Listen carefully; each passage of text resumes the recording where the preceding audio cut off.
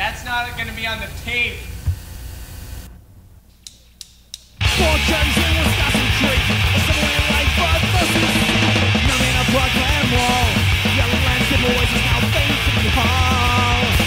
They call this peace. Not how it seems to me. Sugar-coated disease. You're listening to Unscripted Moments, a podcast about propaganda. On this episode, we're discussing Middle Finger Response. The studio version is track number 6 on How to Clean Everything, and the track 16 on the How to Clean Everything 20th anniversary reissue. And this song also appears as track 6 of the A side of the bootleg live cassette. Yep. It also is the 5th track on a well-known bootleg called Curse of the MTV Punks, which was recorded in 1995 at Gilman Street. Yeah, and I was also digging into this, Keith, because we're doing this How to Clean Everything episode, and this is one of the 2 records of How to Clean Everything in Today's Empires that we mentioned before that we were sort of behind on. And so if you count the 2013 reissue with bonus tracks, this is our 7th How to Clean Everything episode from that era that we've done.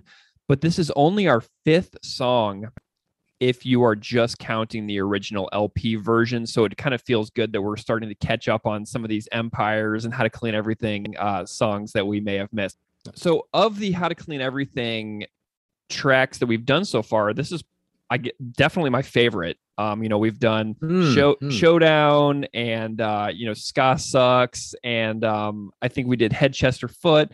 So this is my favorite one of the ones that we've done so far from this LP. And, I wonder if I've been subconsciously saving my favorite How to Clean Everything tracks for later. I wonder if I've been procrastinating this record because it's such a classic of the genre at this point. And I'm wondering if I was internally sensing the gravity of this record and feeling like a sense of foreboding and pressure about covering this totally smoking 1993 LP, and I remember feeling that sense of doom as well when we started talking about songs on Today's Empires and how that was the record that we both felt most nervous to discuss because it was our sort of almost gateway into the band. Right. But for so many people out there listening to the show, this is the record, you know what I mean? And I wonder who else out there could have hosted this show that would have been this was the record that got them into the band, and how this same kind of podcast would have been so different if it had been 2 different people who got into the band with this LP as opposed to you and me, who gravitate more towards the later stuff. You know what I mean?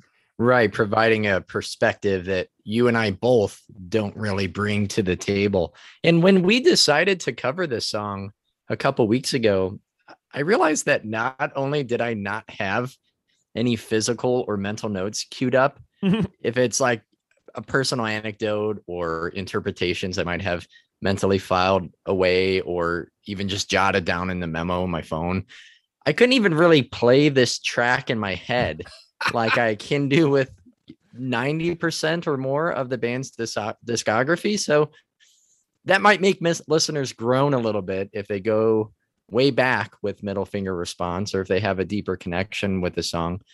But I more or less started this week with a blank slate in terms of my thoughts on the track, both musically and lyrically. And related to the songs that we've already discussed on the original How to Clean Everything, I would say that Head, Chest, or Foot is probably my favorite. But listening back again and again, I think this is probably maybe just behind it, and leaps and bounds beyond the others. And yeah. I agree about the pressure. There is that pressure to cover these early songs.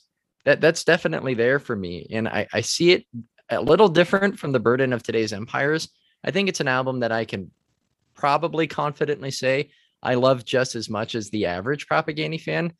I think that creates its own set of mental hurdles. But for How to Clean Everything, I'm just not super keen on the release, as I've not really kept secret. And I want to try to revisit as objectively as I can while understanding how much of a game changer the release was and how monumental the songs are for fans of the band. But I do feel less pressure discussing this than, eventually when we get to Anti-Manifesto. But with all that said, Greg, it's crazy to think that we're approaching the 30-year anniversary of How to Clean Everything, Ugh. which came out when I was 9, and I had 3 cassettes at the time. So if everyone is angry that I don't really love this record, I was listening to Michael Jackson's Bad, Billy Ray Cyrus's Some Gave All, and Criss Cross's Totally Crossed Out. So I'll allow that to kind of sink in. And so there's a 20-year retrospective review on punknews.org that provides a little bit of counterbalance to my connection or lack thereof with this LP. And a reviewer named Greg, no relation, I presume, writes, quote, propaganda. Troublemakers, rabble-rousers, vegans, feminists, pacifists, socialists, more liberal than anyone you've ever met. All that good stuff. We love them for it because it's like an extreme version of us, but we can't forget about how great their music is, even from the start. I've always preferred early propaganda for its classic fat wreck approach. And as one of the first bands on the label, they helped define that sound before abandoning it for more hardcore and metal horizons. While I think Less Talk, More Rock is their best, How to Clean Everything shows the band heading towards that perfect mix of politics and comedic with a technical and diverse punk backing. Clean shows the young Canucks at their most juvenile and crass in their political rants and the most silly in their other tunes. It makes perfect sense. Main vocalist Hannah was only 20 when he and the band wrote the songs. So that review helped me put things in perspective a bit, not just where the band was in their career, but also it's easy for me to forget like the world at the time and the sounds around them as they began to gain traction and how much of that they shaped themselves. Yeah, I love that you went back and looked at some of the reviews and stuff from the time period. And I went back to that trusty Vice Rank Your Records article with Chris. Oh, right. Yeah, and he had this to say about the record. He said, "It is so dumb. It's just so dumb. we were teenagers when we wrote those songs. I challenge anybody who is 45 to go back and dig out a book of poetry from high school to show it to the world. No, sing it to the world when you've never sung before. I mean, I get why people like it. It's a goofy, skippy, cartoonish, laughable, Blink-182-ish kind of record, but it's just so... If I didn't sing on it or had known what to do in front of a mic before that, instead of putting on this weird, bizarre inflection in my voice, I didn't know what to do, which is mortifying. Yeah, it's a totally different vocal quality. It's a kid who hasn't sung in front of a mic before, approximating some band. I think I was trying to sound like the guy from Guilt Parade, mixed with maybe even Fat Mike. It's a disaster." So that's what Chris says about his own performance on the record. And, you know, something that I always love doing is understanding people's inspirations. And I was like, Guilt Parade? Who is Guilt Parade? So I was like, I haven't heard Guilt Parade. So I went and I found Guilt Parade. And I think that on their Discogs or their Wikipedia or something, it even says on Guilt Parade's entry, noted for being a notable influence of the band Propaganda. So I was like, oh, interesting. So I found Guilt Parade on the internet from Fredericton, New Brunswick, Canada. And I was like, okay, I wonder how this sounds as an inspiration for this early era Propaganda. So I went and found a clip from Guilt Parade. So if anybody out there hasn't heard Guilt Parade before, this is what they sound like.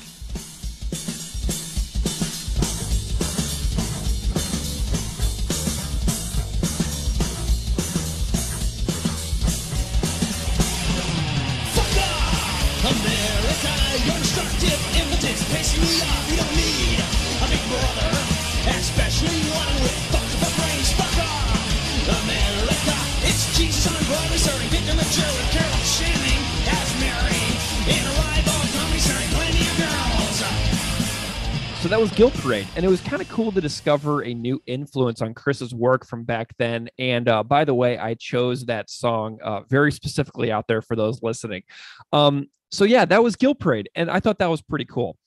But in that article, that Vice article about Rank Your Records, the interviewer goes on to say, how do you reconcile it being your least favorite album artistically and musically, but it also being the entry point for your band for a significant number of fans?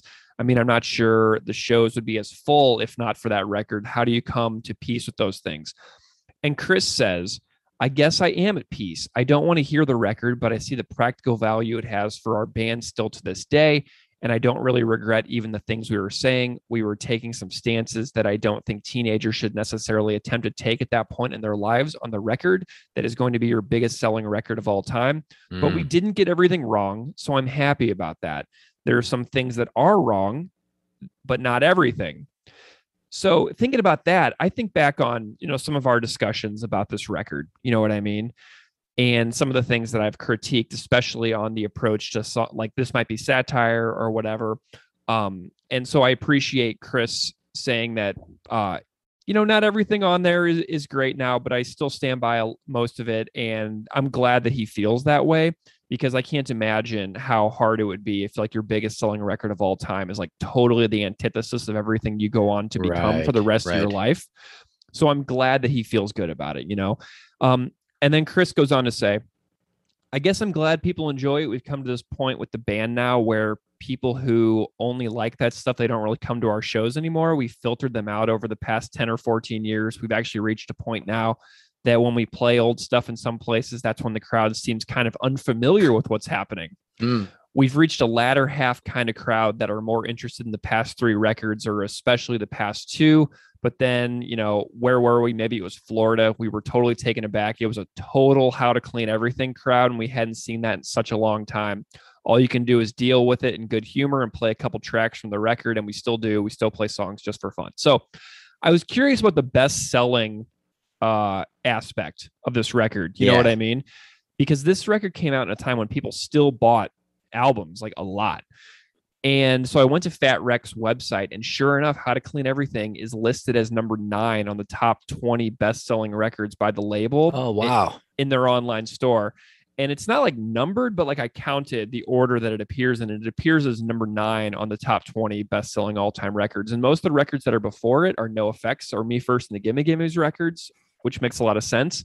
But this is, I bet this record has sold a lot. And I spent an embarrassingly large amount of time trying to find out how many records this actually sold without asking the band themselves, because I try not to bother them with banal minutia.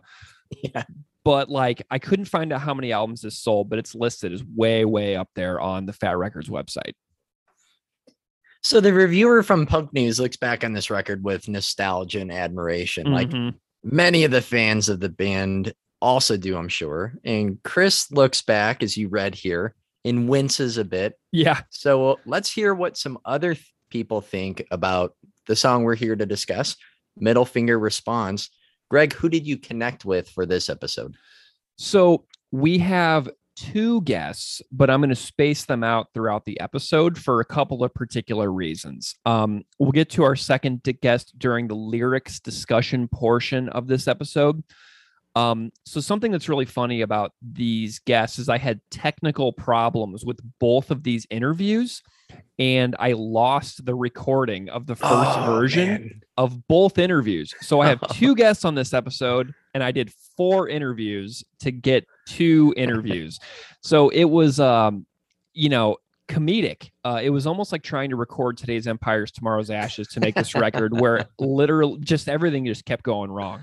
So our first guest is Andy Treister. Andy is a neurologist, musician, and a diehard Propaganda fan who lives in Portland, Oregon. He previously played guitar in the Southern California band Strike 12, which has opened for Propaganda. Andy reached out to me on Instagram saying that he wanted to do a jazz cover of Middle Finger Response. And I was like, say what now? And immediately I agreed that he should do that. So he sent me the jazz cover of the song, and I was so impressed that I had to have him on the show to talk about how he adapted the original version into being a jazz cover that he like arranged and performed 100% by himself on all instruments, recorded in his basement. And so we recorded the first time, and then the Zoom file downloaded while I was out of the room, and I never hit the save button, and then my computer restarted overnight.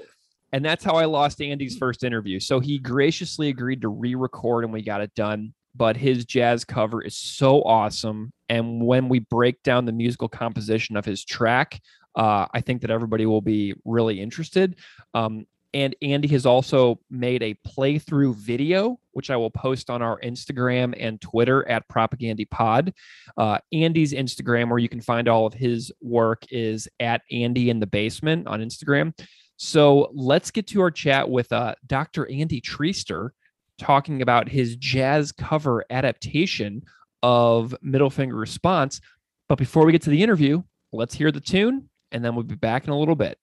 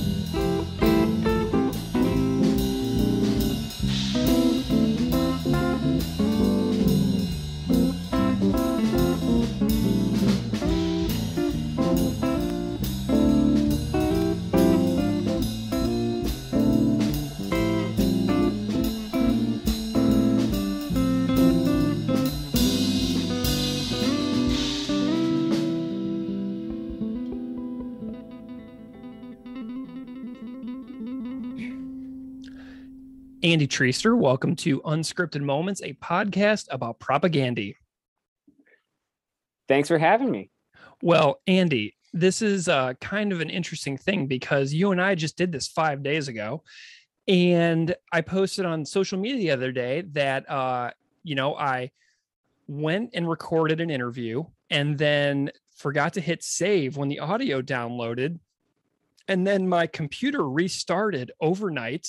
And then I searched for the next 10, 12 hours for any shred of evidence that the file you and I had recorded existed anywhere in the internet or on this computer that I am now sitting at. And it was totally gone. So I cannot be more filled with gratitude to you right now for rescheduling again to have literally the same conversation that we had 5 days ago. So you are a real Unscripted Moments pro and a pal, and I am so grateful to you right now. Yeah, well, I mean, it's not every day that I get to spend 40 minutes talking about why Propaganda is my favorite band. So this is it's kind of a treat to do it again. Oh, Lordy. Okay, well, Andy, can you just spend a moment and introduce yourself to the audience however you see fit? Because I know that people will be very curious about you because of the fantastic jazz rendition of Middle Finger Response that preceded this interview. So go ahead and introduce yourself a little bit. Yeah, so my name's Andy Treister. I am a neurologist in Portland, Oregon. I've been living here for about 3 years. And before that, I was in Southern California where I played in a punk band called Strike 12. And we played together for about 10 years or so. So we had some good shows in there, including one with Propaganda. We'll talk about that. Sorry. Either way, we don't discriminate here between the pronunciations. Keith and I just made a deal that we were just going to let it fly from day one and just, see however it fits. Andy, what is your sort of instrumentation history? How did you get into playing music, finding instruments, getting those skills kind of honed? Because you've got a pretty wide variety of musical chops. Yeah, me and my brother both started playing guitar and bass. He got a guitar when he was probably 12 or so, and then I had to get a bass when I was, a couple years younger than him. And then we took lessons all throughout our, high school years until we went off to college. So I kind of spread from bass to guitar, and we had a drum set since we were little kids too. So we learned how to bang around on that. Those are kind of the instruments that I'm most comfortable on, but in a pinch, I'll throw in some piano or ukulele or whatever is required. Fabulous. And, I know you mentioned your band Strike 12, right? Can that music be found on streaming services or physical records or anywhere for anybody out there to check out if they wanted to? Yeah. So we have a Spotify, Apple accounts. We have a Bandcamp page where you can find all the albums. They're coming up with a new album right now. They've written and I think mostly recorded the whole thing. I had a little bit of input here and there, but now that I'm 1,000 miles away, I didn't do a whole lot other than I've heard it and it sounds pretty cool. How does jazz come into your musical performing repertoire over the course of time? Because the cover that you submitted for Middle Finger Response is definitely not punk rock, definitely not a ripper. How did you get into jazz and playing music like this? I had a guitar teacher when I was a kid who would try to teach me jazz, and I didn't really grasp it, but I was learning some licks and learning some theory. And then throughout college, I got a little bit more interested in it, and I always kind of knew I was supposed to go back and learn jazz the right way. And just put it off until I had time. And then when I was in med school towards the end, I knew I was going to have 6 months of a pretty easy schedule. So I went back and started taking lessons on Skype from a guy named Jeff Thomas, who actually taught us when we were little kids, transcribing Green Day and Offspring songs. I started taking lessons with him, delving more specifically into jazz. And I did that for about 4 or 5 years until my son was born. And just needed to, not spend extra money and not waste my time too much on projects like that. But in the meantime, I've, kept up on my studying, and I've played around with a few people since moving to Portland. And it's a lot of fun. It's a good way to learn how to think outside the box. Off the top of my head, I think that you're our third physician on the show. I think that, so we had Conrad Sichler from Toothpick Hercules, who's in the Leg Hold Trap episode. We had Josh Siegel, who was on our Resisting Tyrannical Government, but then also came back way later to do an acoustic cover for our Refusing to Be a Man episode. And now you. So off the top of my head, I think that you're our third physician, which is actually a really exciting little statistic for me. Hooray for that. Trio of doctors. Love it. Andy, how did you find and get into the music of Propaganda originally? Well, stop me if you've heard this one before, Sure. but Fat Wreck had these comps back Oh in my the God. 90s. So yeah, I'm not unique in that sense. We were getting into the 90s skate punk towards the end of the 90s. When we were in junior high school, and me and my brother, when I say we, and we had like the Punkorama comps from Epitaph, and then there were the Fat Wreck comps, and like I was very drawn to the Propaganda songs on them. So I had How to Clean Everything and Let's Talk, and I think I had Quantity at the same time. I think I got all three of those for Christmas one year, and that was right around the time or right before Today's Empires came back. So I got Today's Empires. I was like 13 and used to Blink-182 and Offspring and stuff, so Yeah. it didn't really jive with me at first. Mm-hmm. But I remember being probably a freshman in high school when I just like kind of started to understand that album, and I was like, oh, this is just way deeper. And it was kind of my gateway out of punk rock. Where did you go next? After I kept listening to the bands that I was listening to, which was, the Vandals, NoFX, Guttermouth, bands like that. I started playing with a like parody 80s metal band in the end of high school.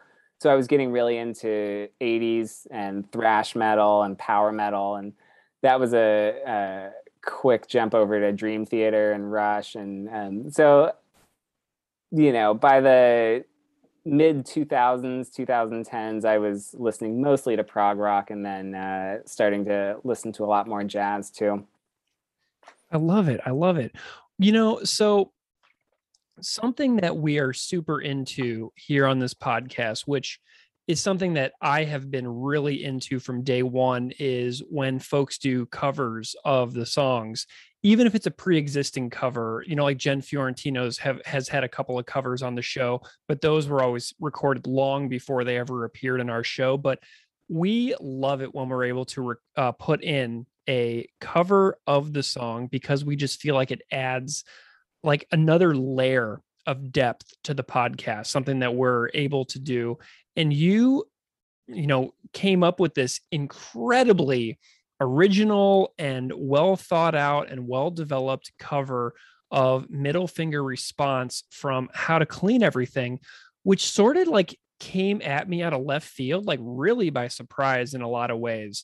And I have listened to it a bunch of times, and I actually have watched your playthrough video as well that you made for the podcast. And it's really fantastic listening to the song and then listening to your version and seeing like if I can like decipher little symbolic moments within your performance and what they're supposed to represent within the song itself. And I love the way that you did this. And so I'm wondering what it is about Middle Finger Response that made you pursue this composition to adapt into a jazz style. Why Middle Finger Response? Yeah, I had this idea like years ago to do like a whole album of Propaganda jazz covers. You should. I was thinking of calling it Stick the Jazz Up Your Fucking Ass or something along those lines. Amazing. So I had tossed around a lot of arrangements. And honestly, the reason that I recorded this one at the time, which I'll get to some of it, but mainly it was because you had already done a lot of the good ones that I had in mind. I'm not going to say which ones in case someone wants to steal my idea, but yeah. So the thing about Middle Finger Response that sticks out is a couple of things that lend itself well to jazz. One is the structure. Like there's riffs in it, there's chords that repeat, but for the most part, the melody is just so linear. Like it's just one long thought, and it goes through a series of chord progressions, and then the whole thing repeats. And in a lot of ways, that's how jazz standards are structured. It's usually like 32 bars or 16 bars of one long thought, and then the whole thing repeats. And after the main melody, each instrumentalist gets to improvise over it one time or so. The other part about middle finger response is there's all these inherent key changes that make it super fun. So like I have the chart sitting right next to me on my desk. And as I'm going through it, it's like the first 4 bars are in A, and then the next 4 bars are in G major. And then there's like this B section, which is in C. And then the end of the song kind of goes between C major and F major, at least in my reharmonization of it. But I think it fits the melody pretty well. There's that if you want to see it. Lovely. I'll post a photo of that later. And so yeah, it's cool. There's even just listening to the melody, you can kind of feel the way that the key changes happen.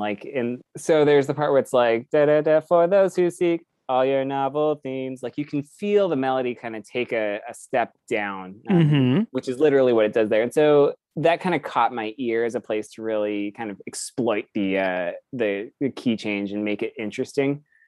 Because as like an improviser, those are the things that you're looking for, are these fun little key changes that you can kind of bury and make melodic, and kind of hide from the listener, but still make it sound extra interesting.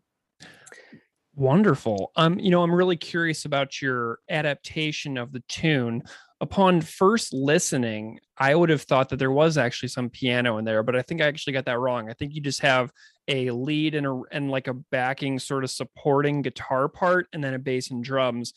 I want to know about the creation, your performance, if you had to program any of the performances or anything like that. Tell me all about like the actual process of making this and what you had to do. Yeah, I kind of set out from the beginning to videotape it. And since I haven't edited a video in like 10 years, I wanted to make it as easy on myself as possible. So almost all of it is single takes, other than I think I had to splice the drums into 2 takes. But there's pretty minimal overdubs. The lead guitar, outside of the melody, is all improvised. So I just had to get a take where I nailed it. And I think I did okay on that. Oh, yeah. Otherwise, I did all of them in a couple of takes, all in a single run for the most part. Maybe on one of my future ones, I'll try to throw on piano, but that would have been a lot of learning. I'm still not that comfortable around a keyboard. But other than that, yeah. So there's nothing's pre-programmed. It's just set up mics and put on a click track and do one at a time. And then I did all the mixing myself, which you can probably tell because it sounds like it was recorded in a basement and mixed by somebody who doesn't have any real training. How did you just use that chart that you wrote out to support yourself as you were performing? Because whenever you were playing, I kind of saw you glancing at something on the other side, like off screen. And I'm wondering like how you were supporting yourself through your performance, because you mentioned improvisation, and that is just so far beyond what I'm capable of ever understanding about, keys and musical performance or anything like that. So how did you support yourself to get through this? Yeah, so I just had, I wrote out a chart, which I'm happy to take a picture of and post it on my Instagram or something if anybody's interested. Yeah, say your Instagram real quick. It's Andy in the Basement. Wonderful. So there's a bunch of places in the video where you can see me looking up and looking kind of dumbfounded, and that's just because I'm trying to read this chart while I'm playing along. That's the nice thing about jazz is you don't really have to memorize much because you can have the chart right in front of you. Yeah. I also learned that I make a really funny face when I'm playing bass that I don't do with other instruments. Which one of these instruments was the greatest struggle for you on this particular tune?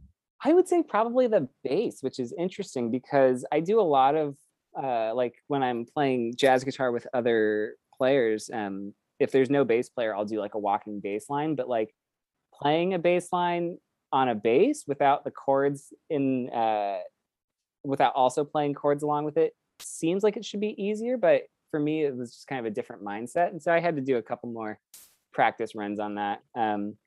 The drums were fairly simple. I just kind of play the same little swing beat the whole time. So that wasn't too bad. I know that you have a little musical freak out within the song. Would you like to talk about that and what that represents to the listeners out there who just heard it and kind of like understand what's going on there?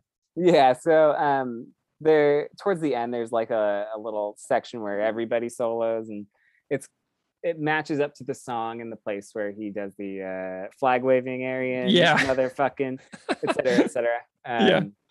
And so that's sort of my own little rant on the instruments. I love it. I love it.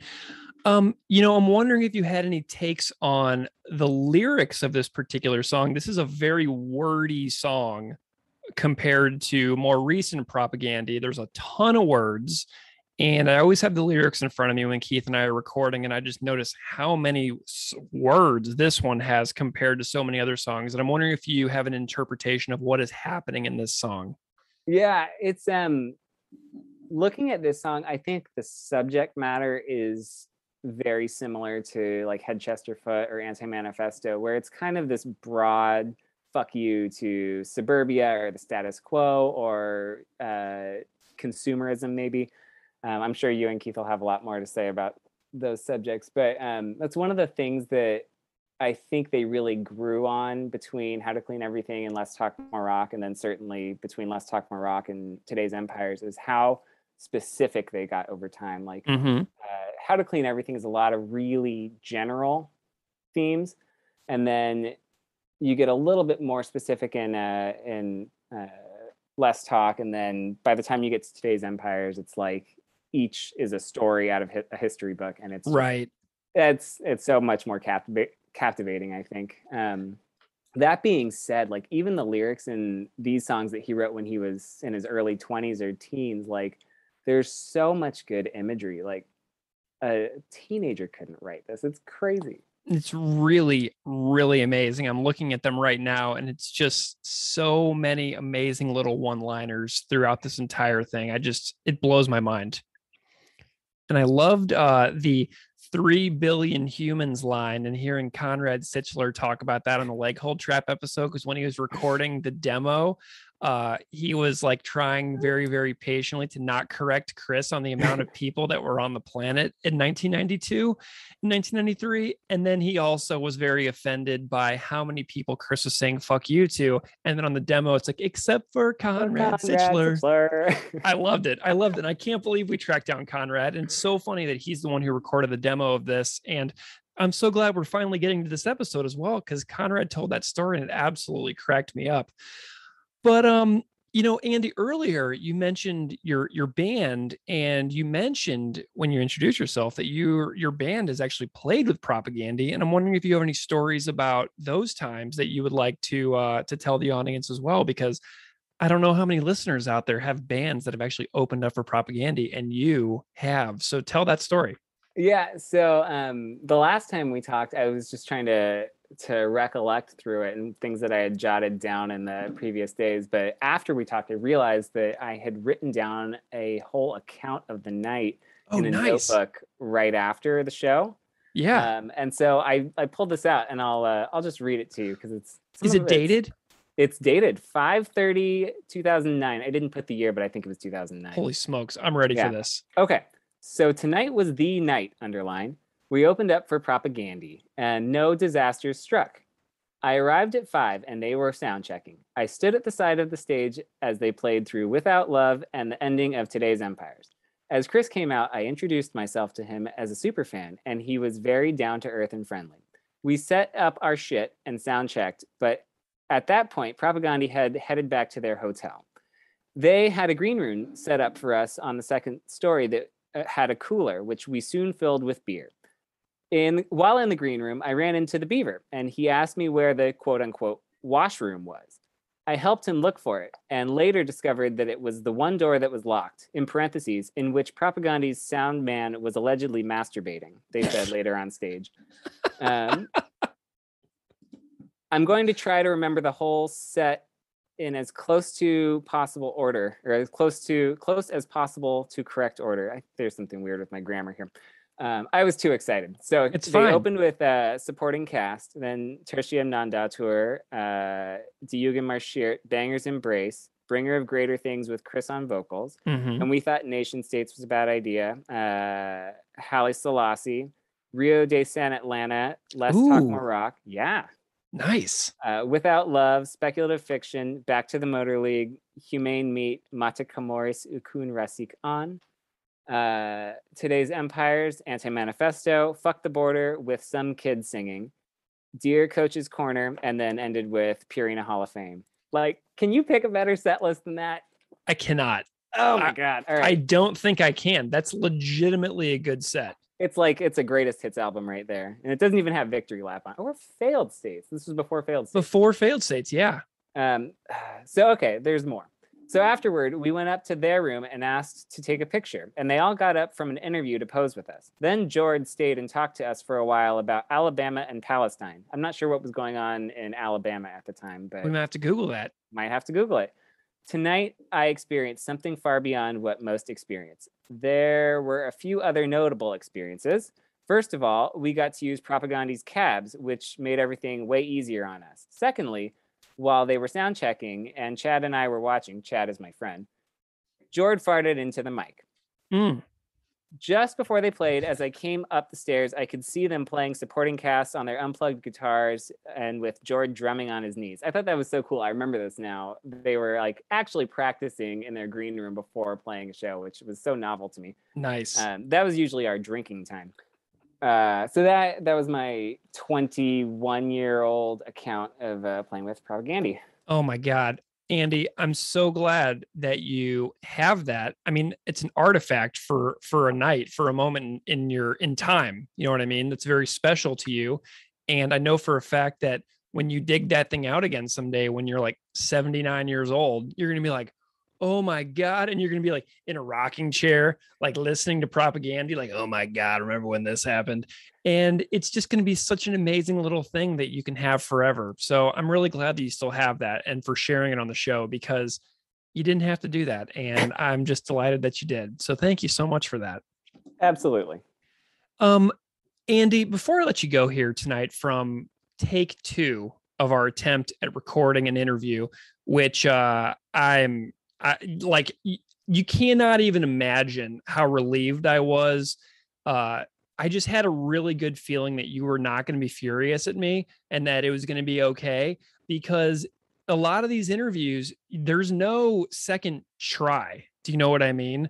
Like if you record something like this and somebody gives you their time, you get one go. So the fact that you were willing to do this with me a second time, I just got to say is like a huge props to you. So thank you so much for doing that one more time. You know what I mean?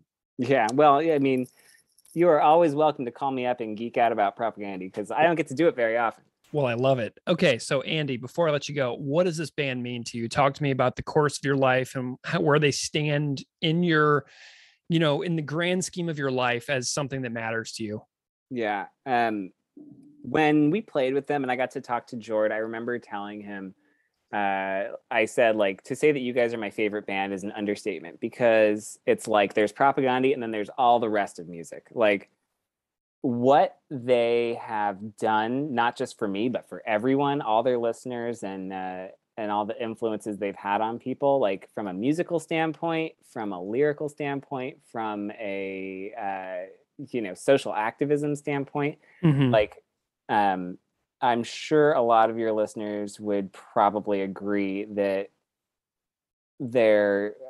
our social view, our way of life, the impact we have on the world and to other people around us is changed dramatically just by kind of being hypnotized by how good their music is. That very well may be part of it. And so, I don't know what kind of music I'd listen to if it wasn't for them. I don't know what kind of person I'd be, if I'd be an ass or more of an ass than I am.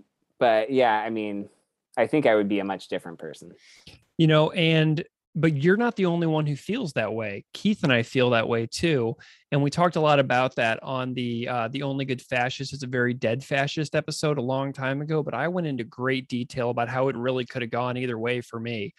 And, but Chris recently did a Fuck the Scene demo tape bonus episode on his Patreon where he talked about how Jord did that for him. Yeah. And that was one of the most moving stories, hearing Chris talk about the role that Jord played in his life in, transforming him from a child, essentially coming from a conservative military family into being what he, eventually became. And to hear about the way that the people in the band challenged each other and they went on that journey together and they all grew together while making this great art that we have all come to appreciate over the years. I mean, I love that they had that experience together and that we got to have that experience as listeners and have our lives changed because Chris and Jord had those experiences together. I mean, it's really powerful if you think about it. Yeah, I mean, just thinking about them as musicians, like it's so like serendipitous that Chris and Jord met each other and they met Todd. I mean, specifically, obviously the other members, Sulin and Beeve and John K. Sampson, like are all very important, but for framing the core of their sound and the innovation that they achieve, like for those three working together is so like it couldn't happen by chance.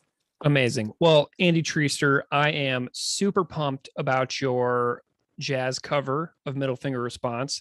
I am super pumped about your playthrough video that you made as well. So if anybody out there is listening, Andy's going to have the links to a playthrough video on Andy in the Basement on Instagram, and we'll also tweet it out in our Twitter and put it in our Instagram stories as well, so you can find those on social media around the time of the release of this episode.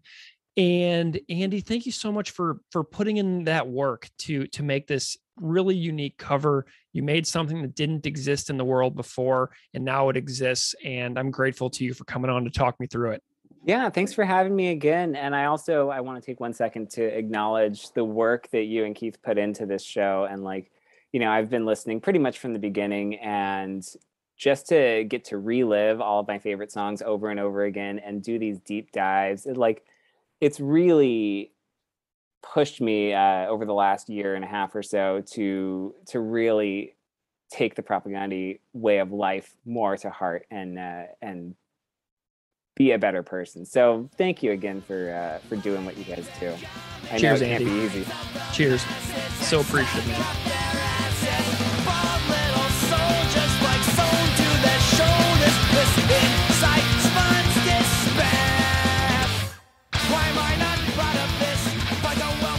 Oh man. Okay, so thank you, Andy Treister. That was so cool. I love that cover that he did. I love the playthrough video. I love talking to Andy about it. He even sent me a picture of his charting where he wrote out the song that he could refer back to as he was playing it. So I will put an image of a screenshot of Andy's playthrough chart as well up on our social media in connection with the post for this particular episode. So thank you so much to Andy for going so above and beyond and everything that you did to make this episode so cool. Very appreciated. So Keith, you think we should get into the music a little bit here on this episode? Sure, Greg. And I'll preface by saying I don't have a whole lot to say musically about this song. I listened to 3 versions of this in the last week or so, mostly. The remastered How to Clean Everything cut, a live performance from San Diego at 13th and Broadway from that show that's all over YouTube. Mm-hmm. And then a more recent live version at the Red River Rampage show. I think the newest live performance for me and my taste was the most palatable. Just overall, I think the song doesn't really deliver what I associate with the band, but also what I find to be appealing either when I first started to scratch the surface with punk, or what even gets me circling back and revisiting older things or looking for newer bands. The guitars are fast. It has lightning quick right hand action and palm muting. There are these ringing melodies that sync up with the vocals. I think a lot of the vocals seem to carry most of the melody though. I think it's okay musically, but for the most, I just don't find much to be interesting. Maybe outside of the outro, which seems to be a pretty big risk or a little bit of an outlier in terms of what the rest of this album was bringing in, in the early 1990s. Yeah, and for the time and place in which this song came out, I mean, obviously it's fantastic, but like knowing what the band has gone on to do, I find this to be among the least interesting musical compositions for this band. And I don't say that to rip on it. Like, I just find it to be like what my high school band was doing, you know. I watched a ton of guitar playthroughs of this one, and it's fine. Like, I like the song. And my first thought when trying to find something about the guitar to talk about is that I'm glad the band didn't keep doing music like this. I would still like this band to this day, but if all of their records stayed in this style for 7 LPs, I wouldn't have, you know, I would probably never put them on anymore.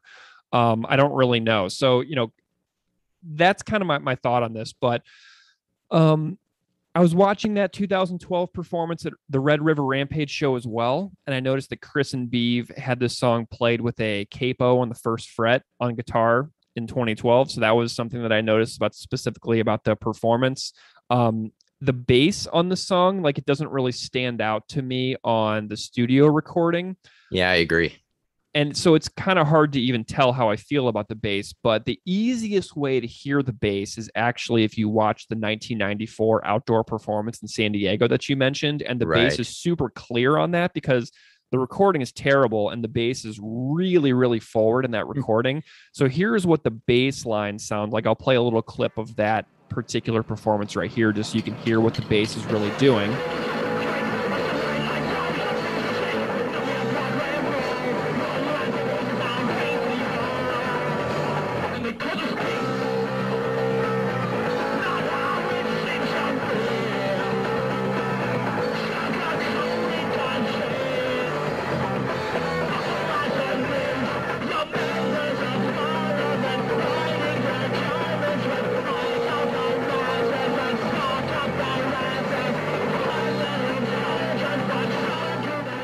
Okay, so that's kind of what the bass line is doing, and it's good. You know, it's like it's good stuff. And so I don't really have a whole heck of a lot to say about this song in general musically, but I do have some observations on the live performances that you mentioned. I watched performances of this song from 94, 95, and 2012. Mm-hmm. And the ones back in the 90s, they did this thing where they'd stop playing the music under the nobody cares about the state of affairs. You can turn blue in the face, but you cannot erase, oblivious to the obvious and making perfect sense, but I'm not getting through. So in the 90s versions, the band does this stop and start thing on the music while Chris does that rapid fire vocal line. Do you know what I'm talking about? Yeah. And Chris would just sing that stream of consciousness without the music mostly. And in the 2012 version, I noticed that they kept playing all the way through, like on the record, without those stops and starts. And I found that to be really interesting because to me, it shows the growth and the skill level of the band as a live unit where maybe they couldn't pull off that stream of rapid fire vocals. Maybe Chris couldn't play it right and sing on that. So they adapted it in the 90s to make sure that Chris could get those vocals out without having to focus on guitar also.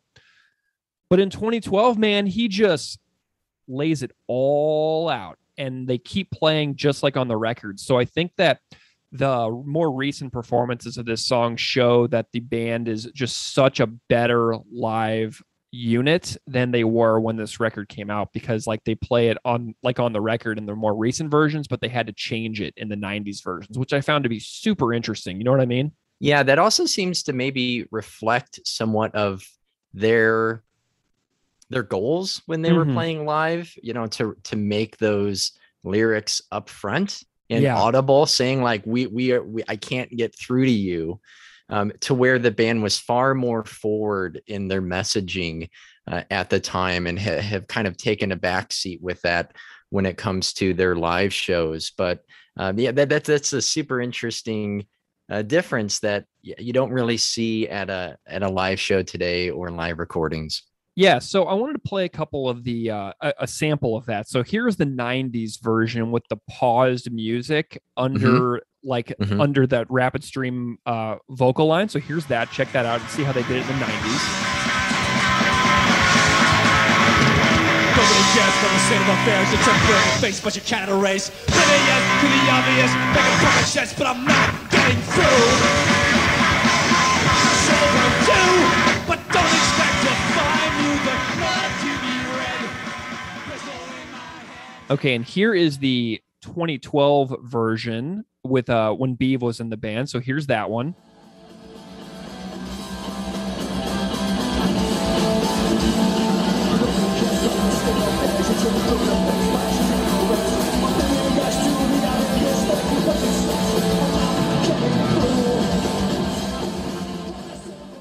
Yeah, and I just love that. I love those little differences there. So anyway, so that's my thoughts on the music. It's fine. It's a good song, but as far as like the canon of this band goes, this is like way down there for me as far as like interesting musical performance. Because it just is what it is. It's a early 90s punk ripper, and that's pretty much what it is. You know what I mean? Yeah, it doesn't fire the synapses like some of their later records do for me. Yeah, exactly. It doesn't really, it's not Night Letters. Let's just say that. Right. So let's get into the lyrics. What do you think? Cool. Okay, cool. So we've got this opening line here. Bowl of cherries in Waskasoo Creek, a sylvan way of life for those who seek none beyond a parkland mall. This landscape oasis now feigns city hall. And they call this peace. Not how it seems to me. Sugar-coated disease. Buckle at the knees. Tell me what you think about this. These opening lyrics here, Keith. The first line feels like an earlier version of some of the ideas that are later fleshed out on Devil's Creek. The joy one finds in solitude of nature, the quiet, except for maybe the rustling of tree branches, the steady flow of water, the constant buzz of insects, and the chirps and tweets from birds. Like life can feel like a bowl of cherries when you leave the noise of society behind.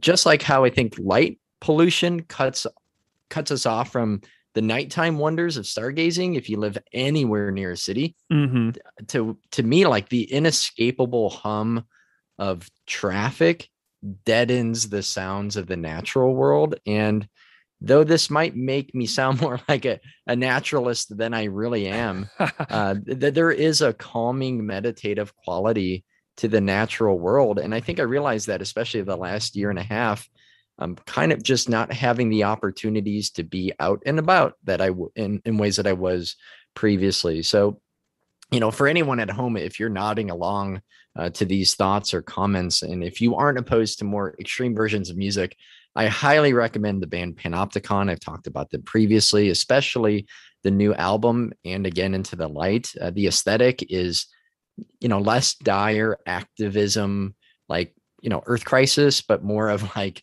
a personal connection to nature and what happens to the soul as that like nature is eroded away. So going back to the first lines, the Devil's Creek style imagery, I think is interesting because it's juxtaposed with this municipal architecture and power, which aims mostly just to exploit natural resources. And I just started reading Kim Stanley Robinson's Red Mars this past week. Awesome. Nice. And there's a great passage about the political treaties put into place to preserve and protect Antarctica and how they had been a success, but also at the same time revealed how the rest of the world had essentially been a failure, that the entire planet should be protected from governmental and corporate exploitation, not just Antarctica.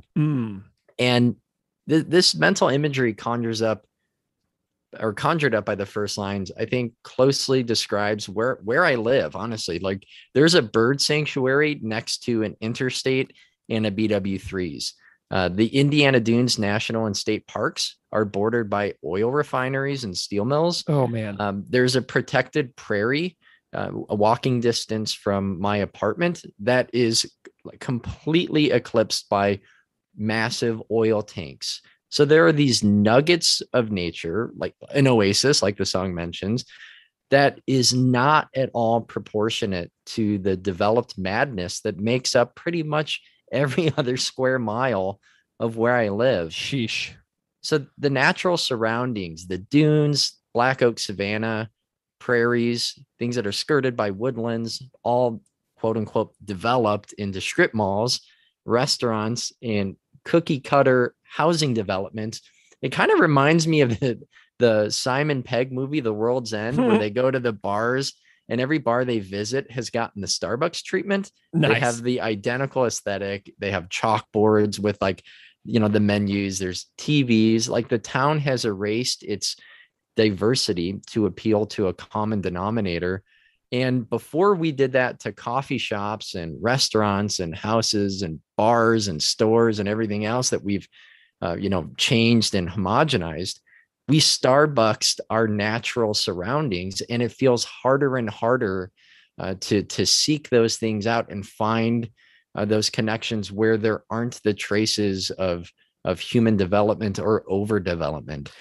That makes a ton of sense to me as well, because I've been to your town now because I came down there in April, and that's one of the starkest images, and everything you just said resonates entirely with my memory of driving into your town from the 190 that runs across the northern United States. And I'm just like having all these flashbacks of being in my car back in April now, driving to meet you. And it's really amazing. But like, I love how the idyllic scenes of this opening line are immediately ripped apart. You know what I mean? Right. Yeah. It's like this layer of beauty on top of a mountain of heaping crap. Right. And like, I got to tell you, like, the longer I'm alive, the more episodes of Exterminate All the Brutes I watch by Raoul Peck. And the more I watch First Nations graves discovered in Canada, and the more I watch the U.S. embarrass itself all over the world stage, and the more I watch our electrical grids fail in hurricanes and our streets flood due to climate change catastrophe, the recent extreme escalation of the war on women with the imposed bounty system in Texas, where private citizens can legitimately report any person who is believed to have been a part of a woman receiving an abortion, from like the Uber driver to the office staff to the nurse. And the more I watch our pandemic numbers skyrocket, the rot within really stands out more and more amidst the backdrop of our shiny buildings and our smooth highways and our unlimited data plans and our stocked grocery store shelves. The shininess is less and less impressive to me as I watch the people of our society rip each other apart. And like, this opening scene of this like idyllicness brings up another thought for me. Like, another thing that springs to mind is the intensely segregated nature of our cities in the US and Canada. Like, I live in Buffalo, and the Buffalo East Side is nearly all African-American. St. Louis has the north-south divide at Delmar Boulevard, which is where I grew up. And looking at the racial dot map from the University of Virginia is really interesting here, because the idyllic scenes that Chris is describing at the start of the song, to me, is like the white Canadian idyllic or the white American idyllic. And to me, so much of the white American and Canadian experience has been to remove those unlike themselves to other parts of town, like deny non-white people housing loans, steer them to certain parts of town with real estate purchases and so much else. And yeah, like, I have beautiful memories, like Chris describes in the opening lines of the song, of my little place within that segregated and cultivated quote unquote peace that my family provided for me as a little boy. And I had no idea I was part of a much greater system of rot, where certain populations of people are set up to thrive and other people are set up to not thrive. And it just makes me so sad that so much of the idyllic memories that I have feel tainted in such gross and disappointing ways. And then I think about, oh my gosh, am I doing that to my own kid? And holy smokes, that hurts a heck of a lot.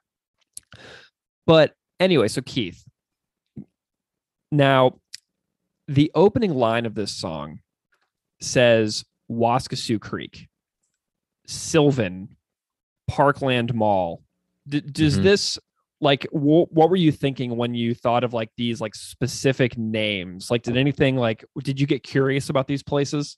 Yeah, I didn't look them up. I just figured I saw it more as something specific from Chris's childhood that, in ways just like you described, whether that's now in Buffalo for you or St. Louis growing up, that like the names didn't really matter as much, because we can all think of what our versions of that creek or that mall or that community would be. Yeah. So I was like more applying it to my own upbringing and my own landscape than searching out details about those specific places. Well, you are in luck, my friend. So these locations are all real, and they are all in the greater Red Deer, Alberta area. And a listener of the podcast named Lyndon Nygaard reached out to me a few weeks ago and said, hey, so I was like listening to How to Clean Everything, and all the locations, just as like I made this realization that Middle Finger Response opening lyrics are about Red Deer. So I was like, hey, Lyndon, this is excellent.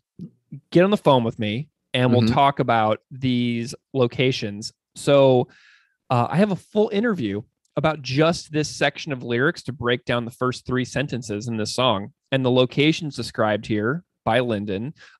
He submitted photographs as well, which we will also publish on Instagram and Twitter for each of the locations. So we literally have photos from Sylvan Lake, Waskesiu Creek, City Hall, and Parkland Mall that Lyndon took. And so Lyndon was kind enough to travel on a field trip all over Red Deer, snapping pics. How cool. I know. And the song is described in 93, and Lyndon drove around here in the summer of 2021, snapping pics of all these places. And he jumped on the phone with me for about 20 minutes to talk about these spots in Red Deer, Alberta. So I have a conversation with Lyndon Nygaard, and we're going to talk all about Red Deer. So Keith and I will be back in about 20 minutes. So enjoy this chat with Lyndon. Nobody cares about the state of affairs. You turn blue in the face, but you can't erase oblivious to the obvious. I'm making perfect sense, but I'm not getting through. Lyndon Nygaard, welcome to Unscripted Moments, a podcast about propaganda. Thanks, Greg. Glad to be here. Well, Lyndon, this is really funny, and I just like to joke about these things when they happen, about having the audio file of our recording lost. And, hopefully I'm not setting myself for a failure of download after we get off the phone here tonight. But what's really funny about the Middle Finger Response episode is that I had to redo both interviews for the episode. So you and Andy have both been put through the ringer twice on this. And I'm just grateful to you for coming back tonight and hanging out again. Yeah, not a problem, man. Like I said, I anytime I can talk about the band, I'm more than happy to. Love it. Well, Lyndon, why don't you go ahead and introduce yourself a little bit for the audience, just so they kind of know who you are and what you do. Yeah, my name's Lyndon Nygaard, 44 years old, born and raised in Winnipeg, Manitoba. Spent my first 24 years for the most part there. And actually, I was thinking about it this morning. In 1 week, it'll be 20 years to the day that I moved to Red Deer. Fabulous. So we're coming up on the anniversary. Awesome. So I've been here just about 20 years now, and been a big propaganda fan since 93. Tried to follow along pretty much with every album release.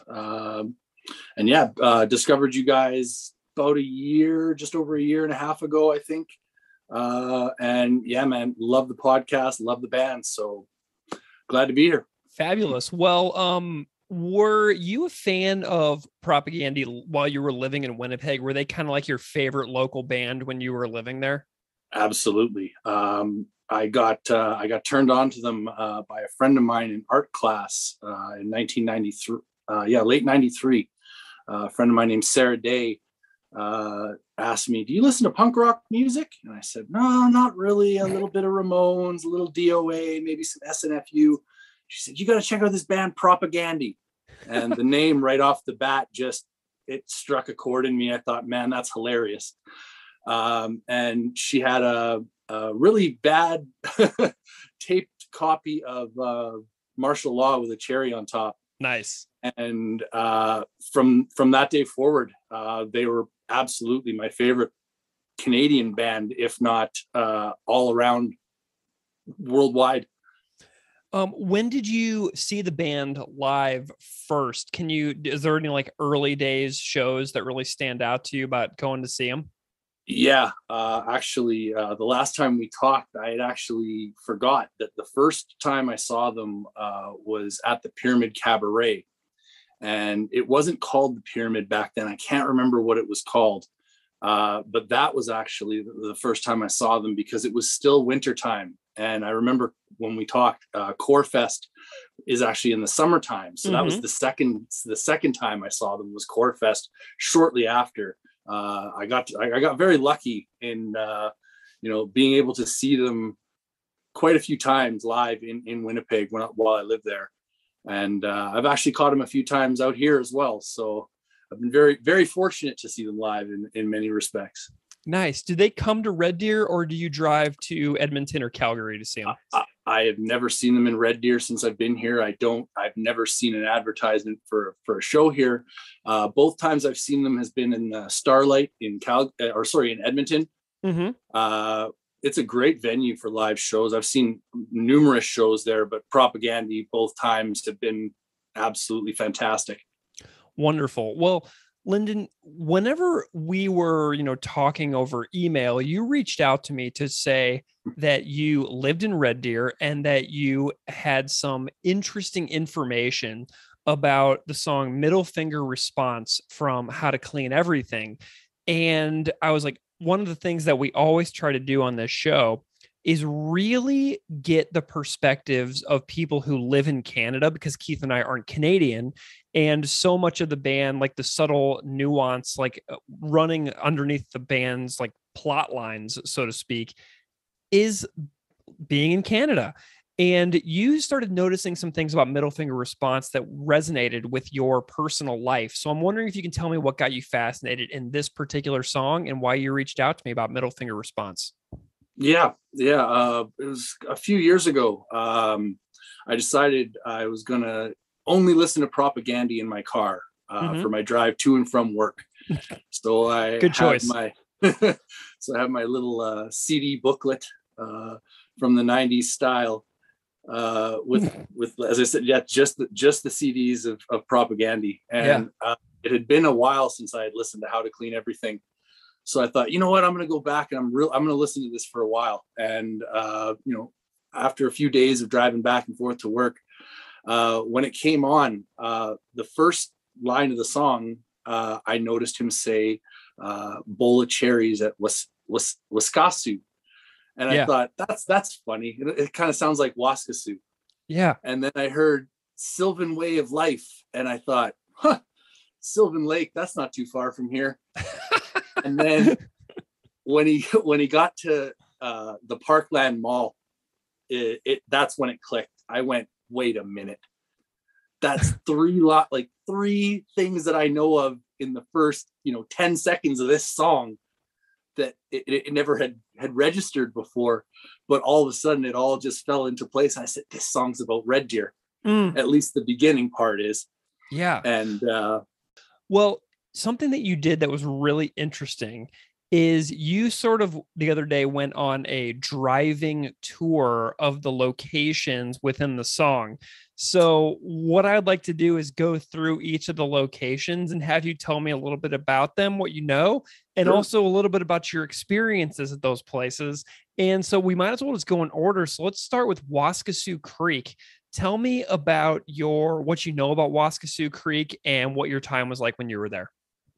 Yeah, Waskasu is just it's a very small, shallow creek that it's an offshoot of the Red Deer River that starts just north of the downtown, and it kind of stretches through a good chunk of the downtown, heading west out of town. It actually runs out all the way to Penhold, as you probably have heard from Coach's Corner. Yeah. It's, as I said, it's a very shallow river, very nice though, in certain parts, very idyllic, very open green space around a lot of the park areas that it runs through. Rotary Park is one of them. And in a little research I was doing, I found out that in the 1970s that large portions of the creek had to be straightened to alleviate flooding that was happening. That's one thing that Red Deer does get is flooding. When it rains hard, the way that the downtown where the river runs through, it's in the middle of a river valley. So when the water rises, it rises fast. And so I guess that really helped with keeping that down by straightening out a lot of the weaving of the creek. Nice. So what about Sylvan way of life? What does this mean? I've never heard of this place, but you went there and you sent me some pictures and it looks pretty nice. So tell me about it. Yeah. Sylvan Lake is, it's basically a tourist attraction, beach community. Alberta doesn't have a whole ton of beaches, being landlocked. But Sylvan Lake is, I would say, probably the biggest beach community in Alberta. It's about 16 miles west of Red Deer. Most of the main beachfront location is very touristy. You got your restaurants and bars and water-based businesses like swimsuits and water skis and that kind of stuff. It's a relatively small population, 15,000, but their average summer tourism is around 1 million people per year. Oh wow, okay. So it's definitely a booming spot in the summertime. Nice. And it's a lot of people that want to spend their time, by the water, in nature. There's a lot of golf courses, nature trails, that kind of thing around it. And it's a very nice little town. To me, it has a very retirement kind of community feel, where it's kind of laid back, especially in the wintertime when it's very slow and the tourists aren't crawling around like an anthill. And I actually learned that it is large enough to qualify for city status, and it has now for I think it's been like 8 to 10 years, something like that. And they, for some reason, haven't chosen to take in that. And I can only speculate, but I think it probably has to do with regulations and more responsibility that comes with being a city. So they probably like their little town sort of feel and not have to worry about the city problems. Gotcha. How far away is Sylvan Lake from like the center of Red Deer? Give or take, 20 miles. Okay, cool. It would be 16 from the outskirts to the outskirts of Sylvan. So, I mean, you're looking at about a 20-minute drive. Sweet. Okay. So let's go to Parkland. This was a really interesting location last time when we talked, and I'm curious to hear about this as well. So can you tell me a little bit about Parkland Mall? Because it's changed a lot throughout the years. Like Chris wrote this song in the early 90s, like who knows, maybe even the late 80s. I'm not entirely sure when he wrote it. But the mall itself, like you were telling me, has undergone many shifts. And I'm curious if you can just kind of describe that and what the mall is like maybe then and now. Yeah. Doing my research again for the show, I learned actually quite a bit. It was originally opened November 3rd of 1970. It was Red Deer's first indoor mall, and it cost $4.5 million to build. And I mean, for that time, that seems quite hefty or quite steep. Interesting laws that were happening here in the province at that time, which I was totally unaware of. And the building of the mall actually helped to change the municipal retail regulations, basically allowing stores to maintain later hours on all weekdays. Because at that time, I believe all stores had to be closed. I think it was by 5 o'clock Monday, Tuesdays, Thursdays, and Fridays. They could only stay open, I believe it was 1 day a week where they could maintain the later hours. And I think it was a Wednesday. And so basically they pushed back against that and ended up winning. And excuse me. So that, as I said, that it basically helped to change and help out the other businesses and allowing them to stay open to whenever they felt they could run their business. Nice. And so by 1978, the mall had doubled from the original size. So when I first moved here, it was known as Parkland Mall. There were two malls here in Red Deer, the Parkland Mall and the Bauer Mall. At the time, when I first got here, they both seemed to be doing, very well. A lot of business in both. But as the time has gone forward, there's been a definite shift in one mall over the other. I hate to repeat myself, but it's such a perfect analogy. In Kevin Smith's movie Mall Rats, there is your good mall, and then there's your dirt mall. Mm-hmm. Parkland Mall has become the dirt mall. Gotcha. Basically, if it wasn't for Walmart, I don't know if they would still be open. And one of the other in the early 2000s when I got here, not too long after, I kind of remember this happening. Some new owners had taken over, and they wanted to rebrand and try to make it a new shopping experience. So they decided to call it the Red Deer Center Mall. And unfortunately, it's not in the center of Red Deer, so that confused a lot of people. And most of the people who've lived here, a long time, they just refuse to call it that. So by 2005, they changed it back to Parkland Mall, and to this day, it stands as the Parkland Mall. And the Bauer Mall, which is our, I guess its competitor.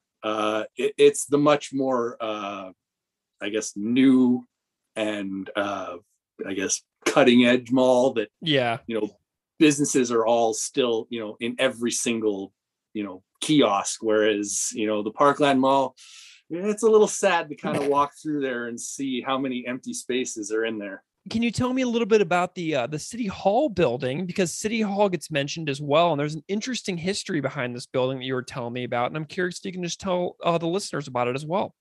City Hall is actually right in the middle of downtown, so that would have made more sense to call that center, Red Deer Center. Mm-hmm. So it was built in 1963, and the city had it designed by an architectural firm from Ontario called Secord and Herzog, who were actually known for their,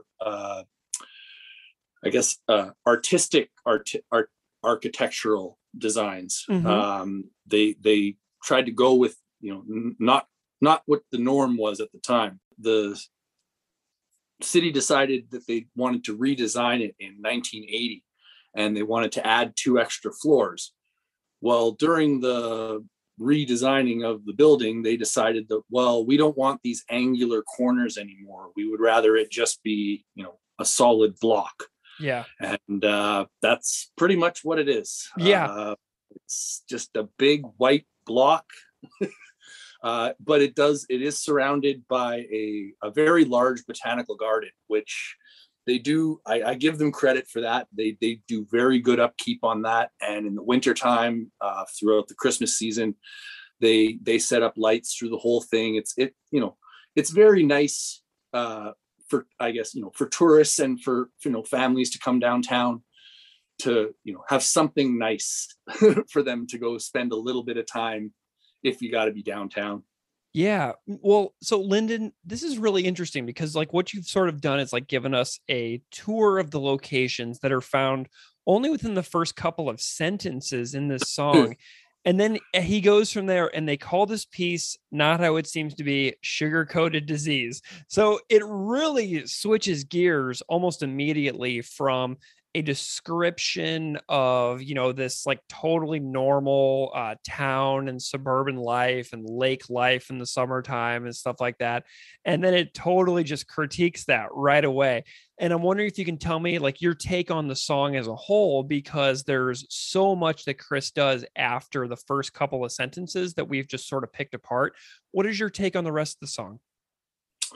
Well, I was actually listening to it again today, just to sort of refamiliarize myself, to just, kind of get a feel. And I think we talked about this a little bit before, was, Red Deer and, the town very 5 minutes away called Springbrook. Mm-hmm. It's an ex-military base, and Red Deer itself has a military base in town here. It's more of for the recruits. I think that during, Chris's time in Alberta, I have a feeling that he was probably around that. And I think that, the more he looked at, oh man, Red Deer was, on the outside, it looks real nice. But on the inside, if you look closer, you realize that they're manufacturing soldiers here. And, there's a lot of things about Red Deer that I'm sure Chris hates. One of those things I'm sure has to do with, there's a lot of, pro-military stance, a lot of flag wavers. The more I thought about it, it was like, yeah, like, it is this sort of like on the outside, everything looks pretty idyllic here. It's a real nice place. But, if you start, scratching at the surface a little bit, you start realizing like, yeah, there are some things about this place that maybe if you learn a little more. Well, Lyndon, I am just so grateful to you and just so tickled that you were willing to come back and do this and have a good time with me on the show and talk about Red Deer and some of these sites that are so discussed in this song. Thank you so much for being here. It's just such a pleasure to have you. Absolutely, man. I did want to just give a quick shout out to you guys. You and Keith do an amazing job. I want to thank you guys for that. Hey, if you ever do make it to Red Deer, stop into Hemp and Stuff. That's my job. Sweet. I run the largest head shop in Alberta. So if Keith ever make it through to Alberta, try and come and see me. Say that name one more time for everybody out there. It's Hemp and Stuff. Nice. All one word. Are you on socials with that?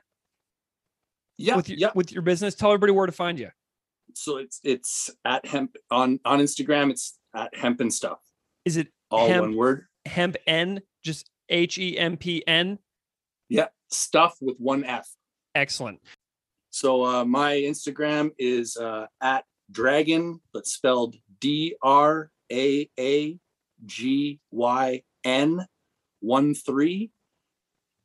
And look me up. I said, if you want to see my little doodles. Awesome. Well, Lyndon, it's such a thrill to have you on the show. We love having fans on, and especially that you were just so willing to do something special for us, like go and like be a tourist in your own area and think about them from within the context of the song.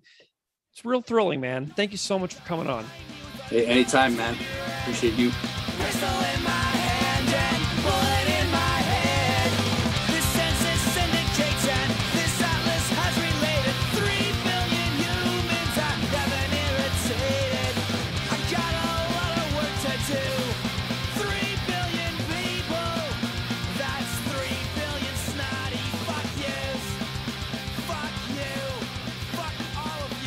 Awesome. So thank you so much, Lyndon, for jumping on the phone with me to talk about all these spots in Red Deer. I hopefully that was, a vivid discussion for everybody around the world who listens, who has never been to Canada or North America. Mm-hmm. And hopefully that was a nice little addition for all of you out there to hear about these specific places. And you can see those photos that Lyndon took on our Instagram and our Twitter at PropagandaPod at both of those. So go check those out. So Keith, let's go into the next line, okay?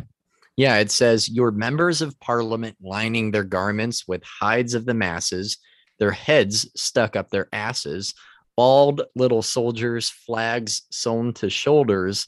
This insight spawns despair. Any thoughts about that? Okay, yeah, I'll go first. Okay, so, it's this realization that, so this despair, right? The despair to me is crucial here. And it's this realization that those we elect to powerful positions aren't actually there for making our society a legitimately better place. And that is a very, very hard thing to wrap your brain around and accept, especially when you grow up in the American education system where we laud our systems from a very young age and talk about how special we are. And you know this as well, because you're a teacher and I'm a teacher, and we both have vivid memories of these types of experiences in our life. either as students when we were kids or as teachers, and seeing what we are sort of expected to cover. Right. And so like I bet behind closed doors that Mitch McConnell and Chuck Schumer are like legitimately friends. Like they've worked together for years and years and years. And like, I can just picture those two guys like in an office somewhere in the US Capitol, just yucking it up while going on television and, ripping into each other and saying how horrible each other are. And like on paper, this sounds good, right? Like elected officials who spar in public and then behind closed doors do good work together. Except like the words of Mitch McConnell and his actions would happily turn the U.S. into like a Christo-fascist state where voting access is removed piece by piece. Women's rights are removed piece by piece, all while these folks we do elect do very little, it seems, to except prepare for the next election and raise money to stay in office so they can keep making $180,000 a year, while also somehow becoming millionaires. Yeah. Like Greg Gianforte from Montana is worth $189 million. Like Mark Warner, like that Democratic senator from Virginia, is worth $90 million. Vern Buchanan, a rep from Florida, is worth $74 million, and he bought $1 million yacht the same day he voted for the Republican tax cuts in 2017. Richard Blumenthal from Connecticut is worth $70 million. Dianne Feinstein's worth like $60 million. Trey Hollingsworth, I think, who is in your state, is worth $50 million. Rick Scott from Florida is worth $260 million. Pelosi is worth $114 million. And then between 2004 and 2020, Mitch McConnell's net worth rose from $3 million to $34 million. Like Roy Blunt from Missouri, his net worth a decade ago was $600,000, and now he's worth $10 million. So in 10 years, Roy Blunt from my home state of Missouri, his net worth rose like $9.5 million. Like, remember that guy, like Daryl Issa from California? He's not in office right now, but that dude is worth $360 million. Like, these people know how to get money. That is for sure. So I don't really hold out much hope that they are really interested in any of us, and that they all have extremely narrow views for what they want to accomplish. And it doesn't really seem to be to me that their real priority is making our lives better. You know what I mean? Right. And although this song is referencing, their legislative branch, Greg, take a guess. Who was the last U.S. president who wasn't a millionaire? Jimmy Carter. No. I give up. Harry S. Truman. That was the last time we had a president who was not a millionaire. So, of course, I process, just like you did, these lyrics in the context of the United States, even though this song is deeply Canadian, as our interview spoke about. It's also universal, though, which makes me really sad to say that. This isn't just unique to Canada or the U.S. And take the ideas that you mentioned and look at COVID alone and the snapshot of governance in greed when healthcare, the middle class, schools, charities are stretched to the point of breaking by the medical and economic disaster. Well, how did politicians in the United States respond? So from February 2nd to April 8th of 2020, a nonpartisan watchdog group found that 12 senators made a combined 127 purchases or sales of their stock options, while 37 House representatives made at least 1,358. I saw something from Politico that says, quote, as lawmakers received closed-door briefings on the pandemic from top health and national security officials, some bought stock in remote work technology, telemedicine companies, pharmaceutical makers currently developing potential vaccines, car manufacturers that have shifted to making ventilators for coronavirus patients, and alcohol producers that started making hand sanitizer during the coronavirus outbreak. So a similar laundry list like you provided. Here's just some details related to stock regarding members of Congress. Senator David Peru dumped between 1 million and 5 million worth of stock in a company where he was formerly a board member. And after the markets crashed, he bought it back and earned a windfall after its price skyrocketed. Gross. Senator Kelly Loeffler, whose husband is the CEO and chairman of the parent company of the New York Stock Exchange, sold millions after being briefed by the White House. And one of her two purchases, or just two purchases afterwards, was stock worth between 100 to 250,000 in a technology company that offers teleworking software. Obviously, like the expanse of things like Zoom, as more and more people were working at home. Senator Rand Paul waited a year to disclose that his wife, Kelly Paul, purchased between 1,000 and 15,000 worth of stock in Gilead, which makes the antiviral drug remdesivir. Senator Dianne Feinstein's husband, Richard Bloom, sold shares of a biotech company on January 31st that were valued between 500,000 and 1 million. The Senate Intelligence Committee Chairman, Richard Burr of North Carolina, along with his wife, sold 600,000 and between 600,000 and 1.7 million in more than 30 transactions in late January and mid-February. So just before the markets began to dive and government health officials began to sound alarms about the virus, and Burr was captured in a recording privately warning a group of influential constituents in early 2020 to prepare for economic disaster. After the Senate was briefed on the coronavirus on January 24th, Senator James Inhofe of Oklahoma sold between $180,000 and $400,000 in stocks just 3 days after the briefing. And he ultimately sold $500,000 in stocks, his entire holdings in PayPal and other management, Brookfield Asset Management, and in Apple. Oh, wow. But what's crazy and hard for me to make sense of is that we're led instead to find fault with the already struggling families who receive, just a little bit of assistance from the government after being pummeled by economic collapse and shuttered businesses, diminished hours and layoffs. That they're the people that are at fault with society, the people who just get a couple crumbs as they're struggling. So extrapolate this detail, right? This little snippet over all of U.S. history amidst wars, settler expansion, resource extraction, corporate lobbying, ex-politicians worming their way on the corporate boards, or CEOs being appointed to secretary positions to regulate the industries that have made them wealthy. And you start to realize that like Teapot Dome isn't the exception. It's actually the rule itself.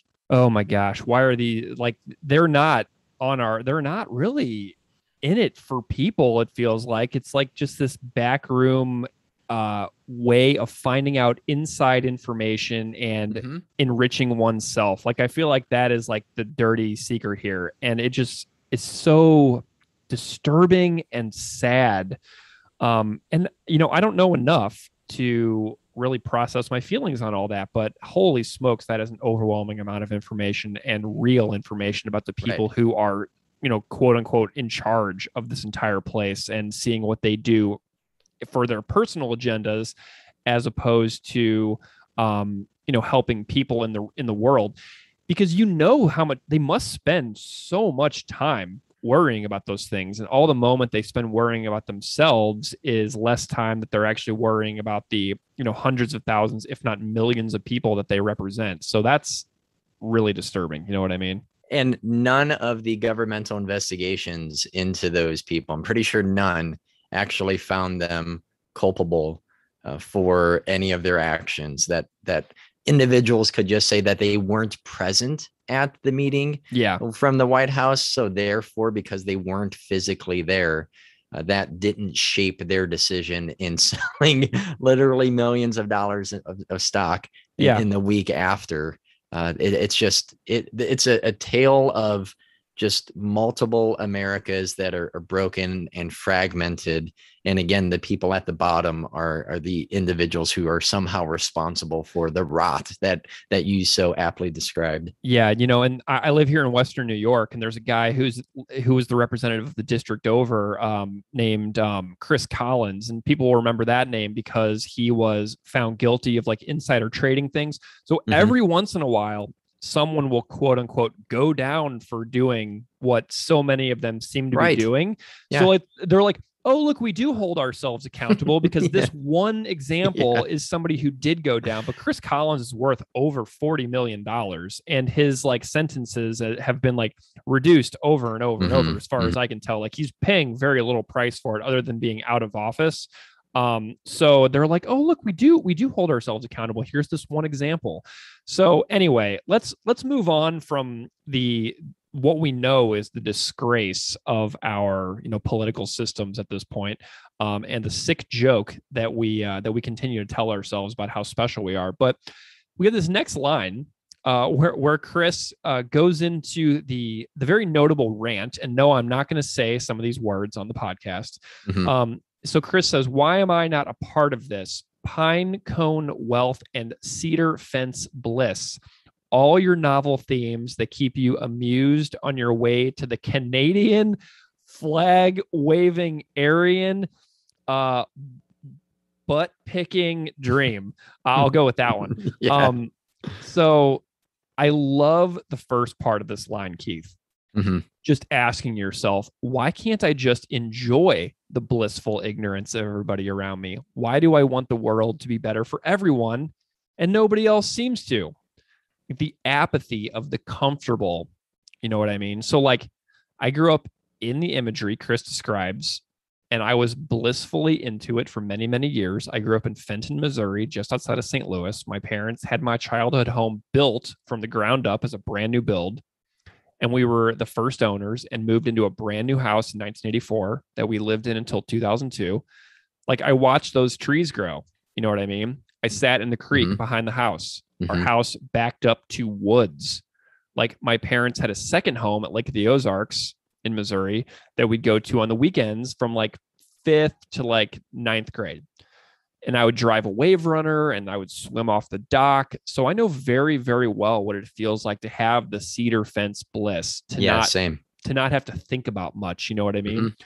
And holy moly, I wonder how much life would have been different if I just never would have traveled during and after college. Like if I hadn't seen things like when I moved to Mexico to teach at a school, and I went to the Walmart to get supplies for my house, and there was a literal tent city behind the Walmart in Mexico where I did my first year of teaching. So like it's behind the Walmart, hundreds of people living in tarp tents in Mexico. And I was like, oh my gosh, that was very, very like wild for me to see a tent city next to a Walmart. I'll never forget it. And like, if I hadn't walked through like the Tenderloin in San Francisco through a throng of people outside a methadone clinic, you know what I mean? That's another vivid one. If I hadn't befriended Muslims and Sikhs who tell me about their experiences with racism, if I hadn't thought really hard about what this band was saying, and like each passing year now, the world seems to get worse, and all those booger flicking dreams Chris discusses get that veneer stripped right off. So that's kind of what I'm thinking about. But like, I love the revised version of lyrics on the website, and I bet Chris wishes he could have a do-over on this part of the lyrics. Like, right. He often says things like, imagine having your teenage journal published for the entire world to hear nonstop. And I think the demo version says the male anatomy version. So there's the demo on the How to Clean Everything 20th anniversary reissue. And like, I think that it says the male anatomy version on the demo, but the recording is just a demo and it isn't really amazing. So I can't totally be sure what he's saying on the demo version, but I think it's the male version as opposed to the female version. Greg, you brought up a lot of points that have me thinking and reflecting, you know, long-term in terms of like my own childhood and upbringing and opportunities. But yeah, even back just to a few weeks ago with my interview with Chris Hanna, you know, asking about how to process and navigate like the various news stories and like this overwhelming just flow and flood of information that doesn't really bring hope or positivity. And that Chris's response in terms of understanding that he's not on the business end, right? That he is in an opportunity to aid others if and when possible. I mean, that's just so easy to forget that I can co-opt the stress, the anxiety, and the pain that other people are experiencing, whether it's, currently the essentially climate refugees who are homeless in parts of Louisiana, or the women who are subject to laws that regulate their bodies. Like those things don't directly impact me, so I might work myself up, but the reality is that for the most part, like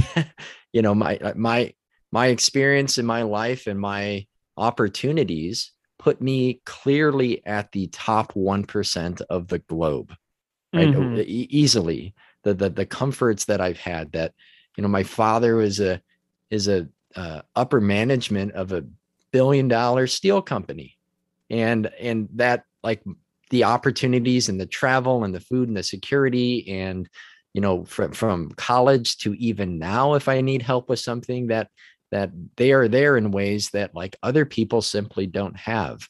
Or you mentioned some of your travel to Mexico and elsewhere. Yeah. That my host family currently, following the civil war in eastern Ukraine, lost their jobs. That part of the Ukraine is essentially cut off from the rest of the country because of Ukrainian nationalists and Russian insurgents who have fought for the last 8 years in that region, or having the opportunity to do some really fun and meaningful work with organizations and groups living in Nicaragua, and showing up for 2 weeks and like seeing things and helping people out, but also realizing I'm still just a tourist. Yeah, you're going to leave. Right, because I'm not going to be there. And from the social and political unrest that has plagued Nicaragua for the last several years, on top of the impact of the coronavirus, on top of hurricanes that have decimated the eastern part of the country, I'm not there, and I can see those things in the news, and then I could just have a beer before bed and watch a movie if I want, and those things don't directly impact me. So there's like this tendency to, and I do this, and I've talked about it in the last probably 3 or 4 episodes, that the stress and anxiety that is brought out about things that just feel so overwhelming. And it's easy to lose perspective in terms of where I am and how good I have it. So with that said, Greg, unlike most Americans, I believe the American dream, so not the Canadian dream that's referenced in the song, but the American dream is just a lie. Yeah. So a few years ago, a group of Harvard economists published a study on actual and perceived economic mobility, comparing perceptions in the US and Europe. And Americans are just straight up in denial. Yeah. The data show that Americans believe the chance that a person who is born into the bottom 20% of households and income in the United States can reach the top 20% in adulthood. And that's 50% higher than in reality. 54% of Americans believe everyone has a chance to make it. 52% believe the economic system is fair. 48% believe that effort is the main reason people are poor. And the researchers also discovered that within the US, an overly optimistic outlook about economic mobility is concentrated in the parts of the country where actual mobility is the lowest. Oh, wow. Like the Southeast is the area of the US with the lowest economic mobility and the highest inequality. Yet the average Southeasterner believes that the chance of someone born into the bottom 20% reaching the top are almost double what they actually are. Delusion. Yeah. And so not only do I think of the prototypical American dream as unattainable, like it's a lie, but I also don't believe that American dream, if it were real and attainable, will actually provide meaning and security and identity amidst our stratified pandemics of microbes, mass shootings, opioids, wildfires, flash floods, right-wing terrorism, mental health crises, healthcare costs. And yet, even though I don't believe that like a home and the picket fence will help things, I still somehow think I'm behind in life for being 37 and never owning a house. Like that's how ingrained these milestones are into our culture and into our psyche, that I was late having a child. Yeah. I'm behind in how much I have saved for a house, for my son's college fund and my own retirement. There's this never ending mental treadmill of comparisons, what ifs, doubts, and concerns about the past. How many days until the next paycheck, and what would seem like a pretty bleak future if it weren't for my dad, as I mentioned, and my in-laws' ability to help out me and my wife with essentially no strings attached financial support. So like, I'd like a house to be able to stop giving rent to a landlord. I don't think having a house is going to provide me with a sense of accomplishment. Maybe just a place to establish a footing in my community, have some privacy, be able to walk outside of where I live and not be in a parking lot, have land to cultivate and to learn about and grow native plants and vegetables, to spend time with my wife and my son. But the pandemic has me so spooked about how precarious and tenuous our society actually is. I mean, I just get mental flashbacks to like Cormac McCarthy's The Road. A house won't really mean something for very long in those sort of conditions. So I get you hear this kind of like punk and hardcore railing against the 9 to 5, the picket fences, the house, those sort of things, which I totally get. But at the same time, like the older I get, I also realize that, I mean, we have to survive and we kind of have to have money saved away. And maybe when my responsibilities and obligations in my early 20s were essentially non-existent, and I could just kind of do whatever, or if it's a person in a position in life in which they're in a punk house or they're staying with others or whatever, like long term, that I think the way that society is set up is just like untenable.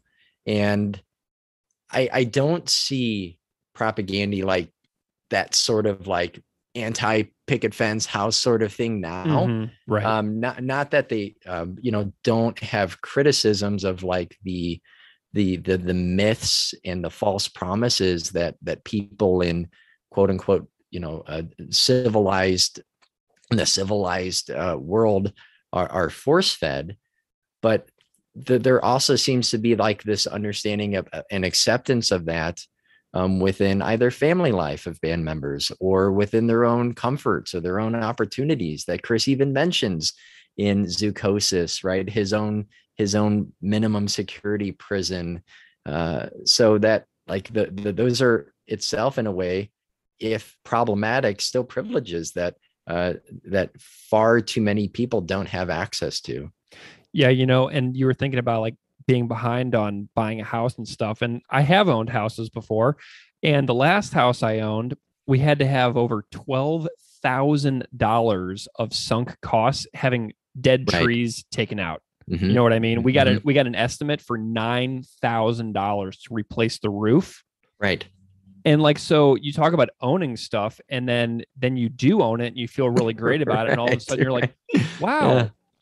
So that was a $6,000 HVAC expense. That was a $15,000, tree tearing down expense. That was a $9,000 roofing job. Holy smokes. I need $17,000 worth of windows.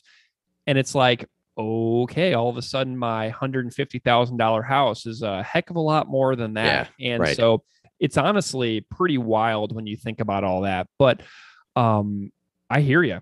And so, then we have this next line. Nobody cares about the state of affairs. You can turn blue in the face, but you cannot erase. Oblivious to the obvious and making perfect sense, but I'm not giving through. Progress overdue.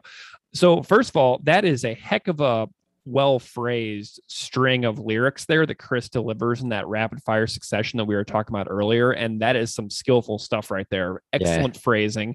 But like the lyric actually makes me think of all the times leading up to elections when I was doing my best to advocate for positions online and in person to friends and acquaintances. And I have vivid memories of some of my childhood friends who used to be like into punk and music with me say things like, well, you're just really obsessed with this, aren't you? And then not even try to process a lot of the things I was trying to say because it was just easier not to.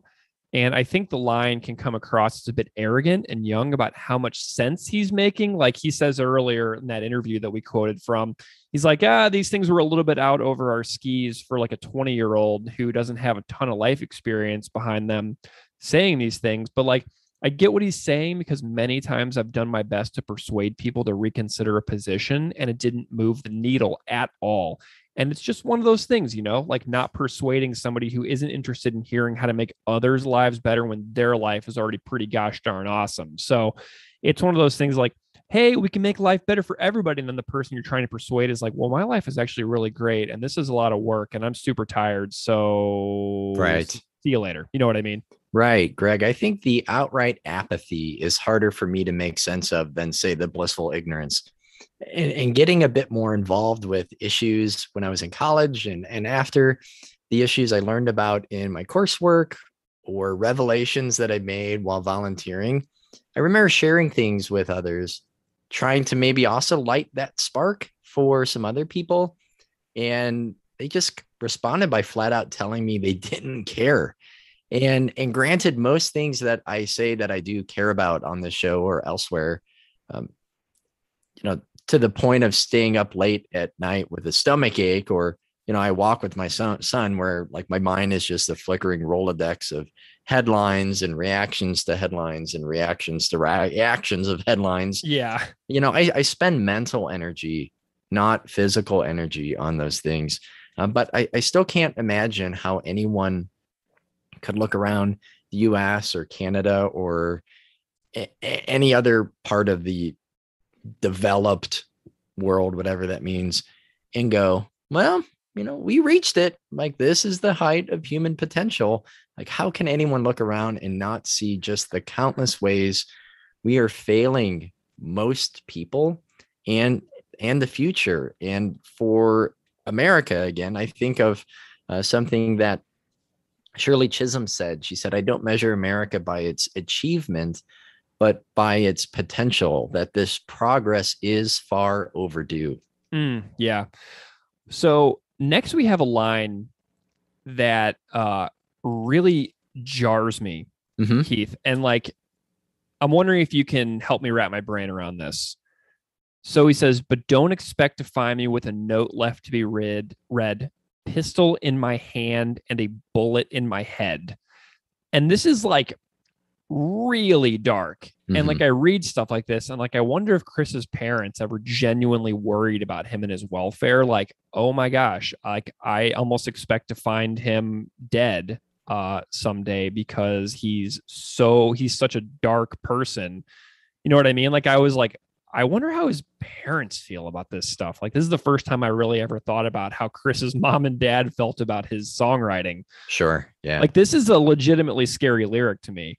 Maybe the scariest lyric in the entire Propaganda discography, even more so than the ending of Zookosis about seeing what he has planned. Right. Because this one is basically saying to me, like, when I realized nobody else cared, I realized I might as well just kill myself to save myself from talking to people for the rest of my life who aren't interested in growth or learning or doing things that benefit other people. And I'm wondering what your take on this one is. Yeah, that's interesting, Greg, because I read it very differently. And I think I interpret this almost in the opposite way. And I hear Chris as saying, you don't have to worry about me taking my own life, leaving a note before shooting myself. And that although he often will sound bleak or hopeless, if it's in his music or in his conversation daily with people, that probably it seems like he's acknowledging, as you said, that others might be worried about him. That I connect this to the next part where he says he still has a job to do, which is to piss people off and expose them to ideas that they don't want to hear about, like the next line reads. Yeah, so that makes a lot of sense to me, and I think I probably actually agree with you on that take. Like, So like, I won't just off myself and get out of the way. I won't shut up. I need to keep doing this work and helping to make the world a better place. Okay. I like your framing way more. Sure. And I'm officially going to convert my view to that one, because obviously Chris is alive and well and has been doing this work for many years. So I'm going to go ahead and switch my impression of this. But let's get into that next line. Because this census indicates and this atlas has related 3 billion humans I haven't irritated, and I've got a lot of work to do. 3 billion people, 3 billion snotty fuck yous. And this is a line I imagine Chris would never write now. He probably looks back on this. He's probably like, oh my gosh.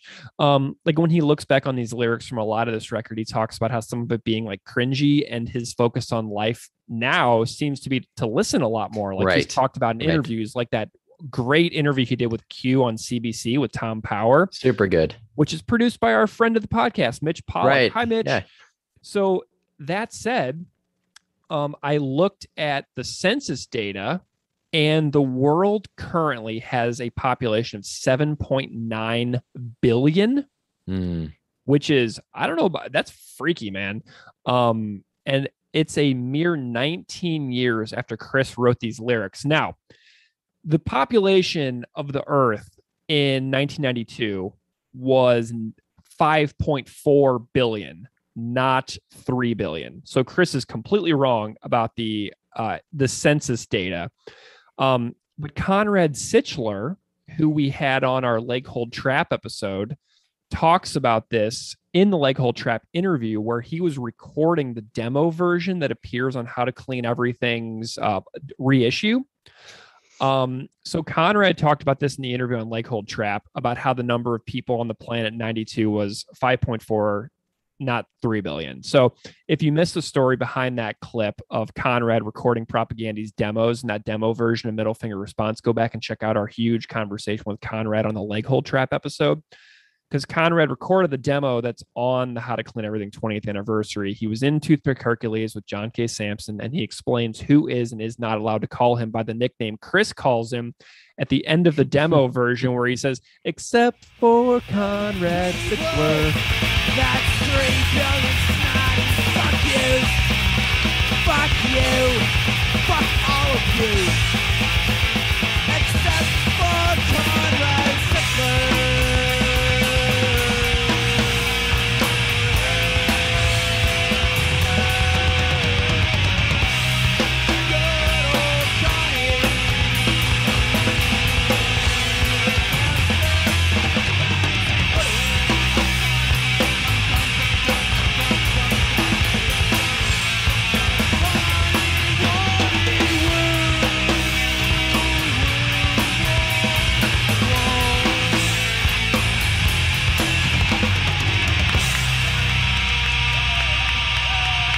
I'd like to thank Propagandy and Chris Hanna, and Liz, if you're listening, and the condom industry. Would like to thank John Sampson. And then he goes on to sing more lines after that. So I love how Conrad was very hurt by one of his best friends basically telling the whole world to take a hike. So Chris made a lovely exception while in the studio, probably looking at Conrad through the glass and singing to him lovingly. Through the glass in the control room to give Conrad a pass on his scorn for all of humanity. And hilariously, Chris Hanna says at the end of the song, after the demo version, the condom industry would like to thank John Sampson. So I thought that was really goofy, hilarious. But I think that's Conrad saying, I'd like to thank Propagandy and Chris Hanna on the recording after Chris saves Conrad from his condemnation. So the demo version for How to Clean Everything has an awesome alternative version of of this song that Conrad and I talked about back on that Leghold Trap episode, which I think was episode 53, if my memory serves me right. Well, Greg, I agree with you that I don't think Chris would write this now. And though, I mean, if I think of it in the terms of a youthful, angry, like, you know, sonic middle finger to the masses, to, you know, mainstream music and culture, and even to mainstream punk at the time, I like this lyric and I think it's kind of funny. But I also think that Chris would probably shift what he says his work has to be, as he mentions in that interview from Radio Q, as he talked about with his interview with me about being a member of a community, helping out organizations that are doing on the ground, sustainable work, that he the work part has shifted in how he sees his own role in the communities around him. So that's like maybe a connection I'm making now that I hadn't really considered, that, why are we here? And, in those various places that he's offered those descriptions of how he tries to make sense and find meaning of things, which I think, we can all maybe scrape a little bit of a nugget or of either not inspiration, that sounds too corny, but to find then our own ways that make us feel, fulfilled, that are also productive and meaningful and helping those around us. Yeah. So, this is a really interesting song. And I was looking online and I did find some covers. Right. And there are quite a few. Yeah, there's some real good ones. There's a good one by a songwriter who goes by the name Dal Failure. And that was so good. He made a video for it and everything. And another band called the Anti-Lam Front did an acoustic version with a one of those like beatbox hand drum kind of things as well. And so they were totally cool with me putting the whole entire song in. So here is another cover of Middle Finger Response by Anti-Lam Front, and enjoy that. And then we'll bring this episode back for a landing. Old Cherry was Saco Creek, Sylvan with a life of those who speak. Nunbean Parkland Mall, your landscape oasis now Bank City Hall. And they call this peace, not how it seems to me. Sugar-coated it seems.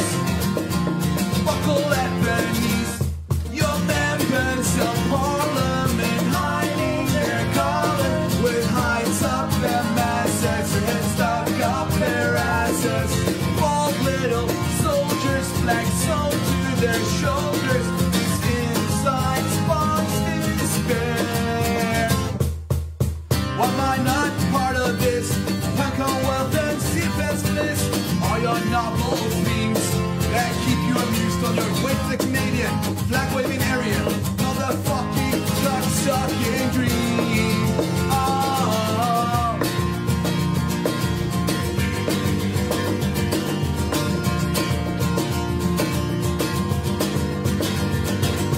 Nobody cares about the state of affairs. You can't put it in the face, but you can't erase. Oblivious to the obvious, I'm making perfect sense, but I'm not getting through. War is overdue, but don't expect to find me with a no left to be read. Pistol in my hand and bullet in my head. This census indicates that the silence has related 3 billion humans I haven't irritated. I got a lot of work to do. 3 billion people. That's 3 billion snotty fuck yous.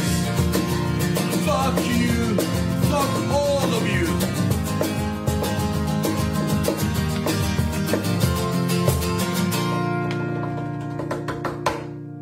Okay, so thank you to Anti-Lam Front for allowing me to put that cover in.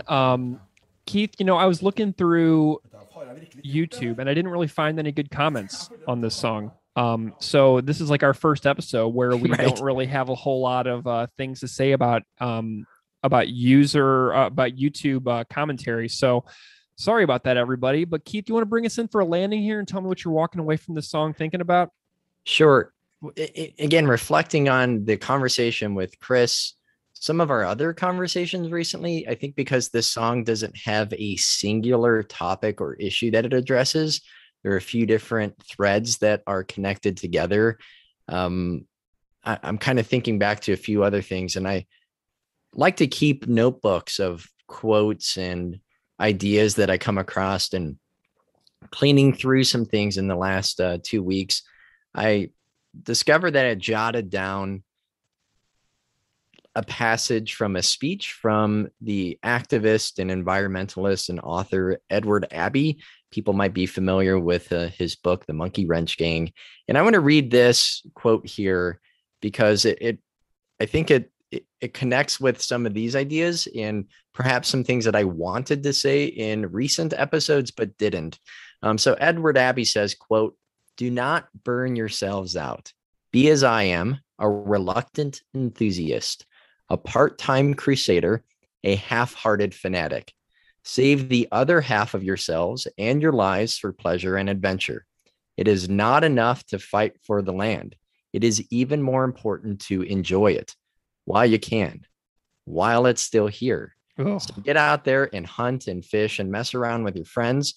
Ramble out yonder and explore the forests, climb the mountains, bag the peaks, run the rivers, breathe deep of that yet sweet and lucid air. Sit quietly for a while and contemplate the precious stillness and the lovely, mysterious, and awesome space. Enjoy yourselves. Keep your brain in your head and your head firmly attached to the body active and alive. And I promise you this much. I promise you this one sweet victory over our enemies, over those desk-bound men and women with their hearts in a safe deposit box and their eyes hypnotized by desk calculators. I promise you this, you will outlive the bastards." I love that. So I am fairly desk bound as a person, but I think that anybody who follows us on social media knows that I am an absolutely obsessive cyclist, beach goer, runner. I hike a lot. So the things that afford me the comfortable life that I live are very desk bound, like Abby mentions in the speech. But I am absolutely as committed as ever to being outside and soaking in those moments of joy. So I'm actually doing a lot of what Abby says there.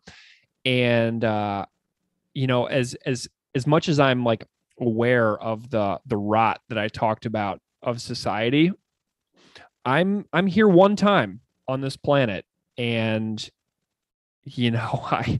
I can't spend all of it crippled by despair. I can't spend it in a total state of paralysis. So I'm going to keep riding my bike, and I'm going to keep thinking about stuff, and I'm going to keep raising my kiddo. And yeah, I love that. So those are some awesome closing lines. And so I think that we should rate this because it's really going to offend a lot of people. And I'll start. I'm going to give it a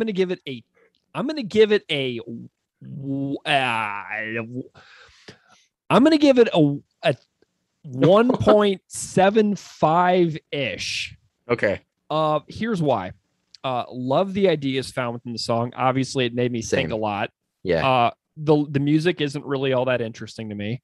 And that's a huge part of it for me. Like, I want to have the arm hair standing up feeling. Right. You know what I mean? Like, if I blast this in my car and sing along to it, like, it doesn't like move me like music tends to do when something insane happens. You know what I mean? So I'm going to give this a 1.77 out of 5. And so like I said, like whenever I compare these, whenever I rank these songs, I only compare them to all other propaganda songs, to no other band. And so I like the song, obviously. And yeah, that's what I'm going with. I should just close out the episode and say thank you for listening to Unscripted Moments, so I don't have to give my own rating. Yeah. So feel free to turn it off now, people. But I look back and I saw that I gave Head, Chest, or Foot a 1.75, and I like that track more than Middle Finger Response. And I realize now that I don't feel like that score was accurate. So I don't know, continuity is important, but also this is really the part of the episode that I spent the least amount of mental gas on. Me too. So at the risk of getting angry emails, that Greg will just end up reading anyway. Yep. And I just made up my ranking on the fly. I didn't even write that down. Like, I made it up. I'm going to hold my nose and give this a 1.5. All right. Well, we have so many thanks to do for this episode. Thank you to Lyndon Nygaard for reaching out to talk about red deer, and for driving all over red deer to take photos of us. So he was doing that like half a day. Like, it was a crazy amount of extra effort just to get a couple of pictures. So thank you so much, Lyndon. And thank you so much to Andy Treister. Everybody go follow Andy on Instagram at Andy in the Basement. He's posting tons of music there all of the time. And his jazz playthrough video of Middle Finger Response is going to be on our social media and his. So definitely watch Andy's playthrough. And, I'm really glad that we can hang out today, Keith, and talk about this song, Middle Finger Response. And if anybody wants to follow us on social media, you can find us on Instagram and Twitter at propagandipod, and you can email us at propagandipod@gmail.com. And, I thought to take us out, we could play that whole entire performance of Propagandy's 2012 performance of this song at Red River Rampage. Yeah. After which, at the end of it, Chris literally rides a bike off of the stage with a little child carrier on the back. So at the end of the song, Chris thanks everybody and says, "Beeve, see you next week." And then he gets on his bike and he rides off of the stage to stage left. So here's Propagandy playing Middle Finger Response in 2012 at Red River Rampage. Thank you so much for listening, and we'll see you next time. There's a little song that hasn't been played here for many fucking a year. Probably for good reason, but let's give it a go. And thanks for coming. See ya.